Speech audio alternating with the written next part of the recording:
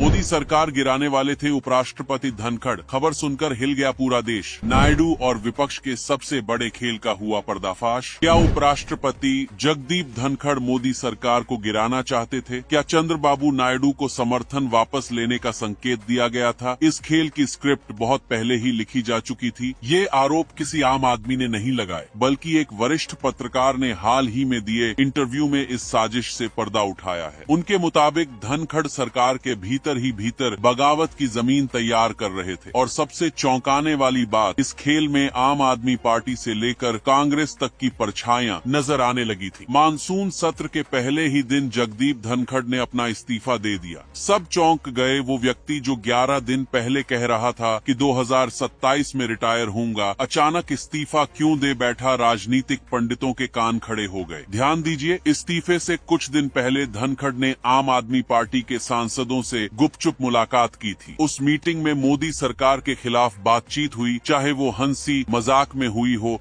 या गंभीरता से। ये बात सरकार तक पहुंच गई। फिर जो हुआ, उसने आग में घी डाल दिया। एक बैठक में जब केंद्रीय मंत्री शिवराज सिंह चौहान पहुंचे तो धनखड़ ने बेहद अभद्रता से व्यवहार किया। सिर्फ शिवराज सिंह ही नहीं, और भी कई मंत्रियों को उन्होंने अपने कर्मचारी की तरह ट्रीट किया। उनके ओएसडी को बुलाकर आदेश देने लगे। मोदी सरकार के भीतर गुस्सा उबलने लगा। सरकार को लगने लगा ये उपराष्ट्रपति नहीं, एक पैरेलल सरकार चला रहे हैं। धनखड़ की सोच थी कि उपराष्ट्रपति को भी प्रधानमंत्री जैसी पावर मिलनी चाहिए, और उन्होंने ये बात बार बार जताई। लेकिन असली टकराव शुरू हुआ तब जब अमेरिका के उपराष्ट्रपति जेडी वांस भारत आए। धनखड़ ने जिद पकड़ ली, जेडी वांस से 1-on-1 मीटिंग चाहिए। सरकार ने समझाया भारत और अमेरिका के उपराष्ट्रपतियों की भूमिका अलग है, लेकिन धनखड़ नहीं माने। गुस्सा और गहराया। अब आइए असली धमाकेदार मोड़ पर। धनखड़ को लगने लगा था कि उन्हें भी पीएम जैसी वीआईपी गाड़ियां मिलनी चाहिए। फिर शुरू हुई मनमानी नियुक्तियों की लिस्ट। यूनिवर्सिटीज में, दूरदर्शन में, यहाँ तक कि अपने रिश्तेदारों को भी पद बांटे गए। यहाँ तक कि कांग्रेस सांसद और रॉबर्ट वाड्रा से जुड़े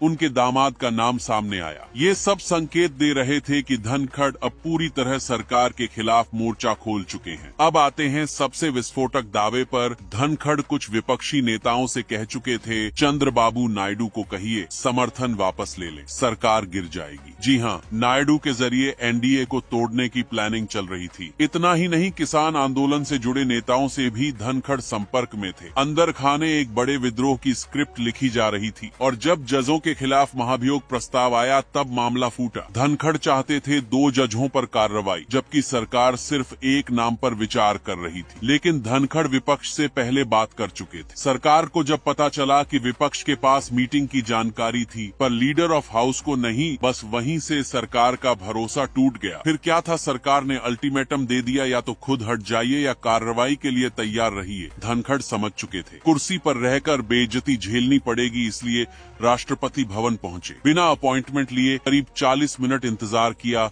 और फिर स्वास्थ्य कारणों का बहाना बनाकर इस्तीफा दे दिया। अब सवाल ये उठता है, क्या अगर सरकार को समय रहते भनक न लगती तो मोदी सरकार सच में गिर सकती थी, क्योंकि सारी तैयारी पूरी हो चुकी थी। बीजेपी के बड़े नेताओं की लगातार मीटिंग्स, इमरजेंसी प्लान तैयार हो रहा था। 10 सांसदों को जिम्मेदारी दी गई थी। अगर धनखड़ इस्तीफा नहीं देते तो नो कॉन्फिडेंस मोशन लाया जाता। इसलिए विपक्ष चिट्ठियां लिखने लगा, धनखड़ के साथ अन्याय हुआ है। अब आप सोचिए, झुका हुआ व्यक्ति या पूरी सत्ता के खिलाफ चुपचाप विद्रोह रचने वाला चेहरा। कहानी बहुत बड़ी है और सवाल बहुत खतरनाक। आपका इस पूरे वाक्य को क्या मानना, कमेंट में जरूर बताइएगा।